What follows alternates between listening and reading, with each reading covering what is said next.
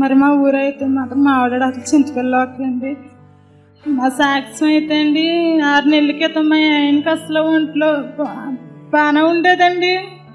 ఎక్కువగా తాగేసేవాడండి, ఎవరి మాట ఆలకించేవాడు కాదండి. తర్వాత ఒక 4 వారాలు చర్చికి కూడా వచ్చాడండి. తర్వాత దేవుడు మరి పట్టుకున్నాడు ఏటో, లోపల రోగం బయట పెట్టాలనుకున్నాడు ఏటో నాకైతే తెలియదు. మేము మా అత్తగారు అయితే మాత్రం దేవుళ్ళలోనే ఎక్కువగా ఉండేవాళ్ళు. అలాగే కొన్నాళ్ళు మారాడండి, దేవుడు సన్నిధిలోకి వచ్చేవాడండి. తర్వాత సడన్ గా 6 నెలల క్రితం నొప్పి వచ్చిందండి. నొప్పి వస్తే మామూలు నొప్పి అనుకున్నాను. మా ఆవిడ తమ్మిరెడ్డి గారి హాస్పిటల్లో జాయిన్ చేసామండి. జాయిన్ చేస్తే అక్కడ అన్నారా స్కానింగ్ అది చేసి టెస్ట్లు అవి చేసి అమ్మ లోపల అసలు పోలేదు, కొడుకంతా కుళ్ళిపోయి పేగులన్నీ పక్కన కాయ వచ్చేసింది, సీమ్ పట్టేసింది, కొడుకంతా చాలా ఇన్ఫెక్షన్ అయిపోయింది, కావుర్లు వచ్చేసినాయి, బతుకుతాడో లేదో కూడా తెలియదు అనేసి అన్నారండి. నా వల్ల అయితే కాదు, ఏ రాజానగరం లేకపోతే వైజాగ్ కానీ లేకపోతే ట్రస్ట్ హాస్పిటల్ కానీ తీసుకెళ్ళమన్నారండి.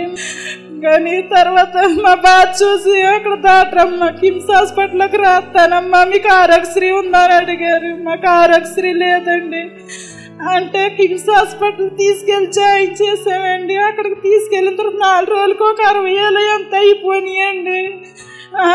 ఆపరేషన్ అయితే లక్షల గొంతుకు అడుగుతున్నారండి. ఆరోగ్యశ్రీ లేకపోతే మీరు డబ్బుకి తట్టుకోలేరు అన్నారండి.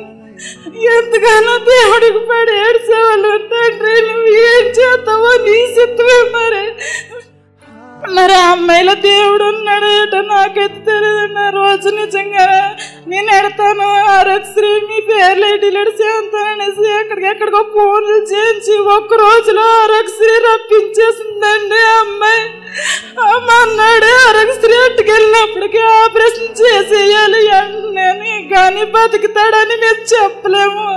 ఒకవేళ బల్ల మీద చచ్చిపోయినా మాకు సంబంధం లేదు, మీకు అలాగే ఇష్టమైతే ఒక 50,000 కట్టండి అందాక. ఆరోగ్యశ్రీ మీద దగ్గర 3 లక్షలు పడతాయి. నా వల్ల దేవుడు బ్రతికిస్తాడని ఎక్కువగా దాన్ని పెట్టుకున్నదాన్ని ఎక్కువగా నేను.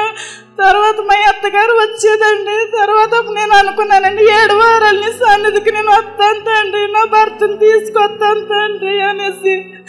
దేవుడు ఆపరేషన్ జరిగించాడండి, సక్సెస్ అయ్యిందండి ఆపరేషన్. ఎన్ని పేగలు తీసారండి, సిలిలాడిపోయి కాయలు తీసారండి, సీమ్ తీసారండి, నీరు తీసారండి. వాళ్ళు ఎలా తీసారో కూడా నాకు తెలియదండి. దేవుడే ఆపరేషన్ చేసినట్టుగా నాకు దర్శనం వచ్చిందండి. కానీ అంతా బాగానే ఉందండి. తర్వాత నేను 7 వారాలు సన్నిధికి వస్తానండి మొదలెట్టానండి. ఈ రోజు 8వ వారం అండి. మా ఆయన అయితే 5 వారాలు వచ్చాడండి. ఆయన మళ్ళీ మూర్ఖత్వంగా మానేసాడండి. మానేసి మళ్ళీ తాగుడు మొదలెట్టాడండి. ఆయన ఈ 2 వారాల్లో పడిపోయాడండి. ఈయన మన్నాడే గుండె ఆగిపోయిందండి. ఇంక మనిషి లేడండి. ఇంకా లేకపోతే గుండ్ల మీద కొట్టి 1 గంట కొట్టిన తర్వాత తండ్రి బ్రతికించవా ఒక్కసారి తండ్రి. దేవుడు మళ్ళీ అన్నీ ఊపిరి పోసాడండి. డాక్టర్ గారి దగ్గరే ఉన్నాడండి. ఒక్కసారిగా ఊపిరి వచ్చిందండి. ఇంట్లో అలాగే ఎన్నో సమస్యలు అండి. ఇక్కడికి వచ్చాక మా పిల్లలకి కూడా ఒంట్లో బాగుండదు కదండి. ఇక్కడికి వచ్చాక తగ్గిందండి. మా పిల్లలకి కూడా చాలా ఆరోగ్యంగా ఉన్నారండి. దేవుడు నా చేతుల్లో ఎన్నో మేళలు చేశాడండి. చిన్న సాక్షి దేవుడు దీవించును గాక. దేవుడు సాక్షి దీవించును గాక. ఆమేన్.